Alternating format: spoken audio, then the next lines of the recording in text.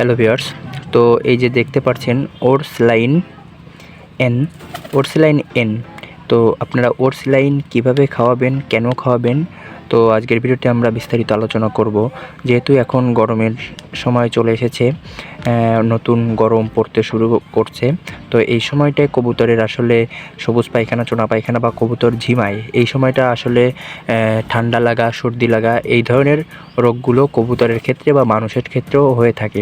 সেজন্য এখন এই ওরসলাইনটি আপনারা কিভাবে খাওয়াবেন। তো আমার এখানে 10 থেকে 15টা কবুতর আছে। তো আমি আগে এই যে পাত্রটি দেখতে পাচ্ছেন, এইটাই ঔষধগুলো মিক্স করব, ঔষধ না, স্যালাইনটা মিক্স করব।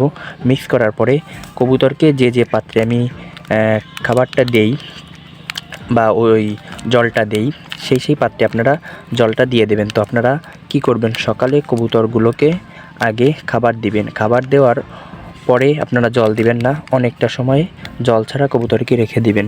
অনেকটা সময় রাখার কারণে কবুতরের জলের পিপাসাটা বাড়বে এবং অনেক পিপাসা পাবে, যার কারণে কবুতর যে কোনো জল দিলেই খাবে। তারপর আপনারা এই স্যালাইনটি কবুতরকে মিক্স করে কবুতরগুলোকে দিয়ে দিবেন। কবুতরগুলোকে দিয়ে দেওয়ার পরে দেখবেন কবুতরগুলো এই স্যালাইনটি খেয়ে নিচ্ছে। তো ভিউয়ার্স, এইভাবে আপনারা ওরসলাইন কবুতরকে খাওয়াবেন এবং আপনারা সপ্তাহে একদিন কবুতরকে ওরসলাইন খাওয়ানোর চেষ্টা করবেন।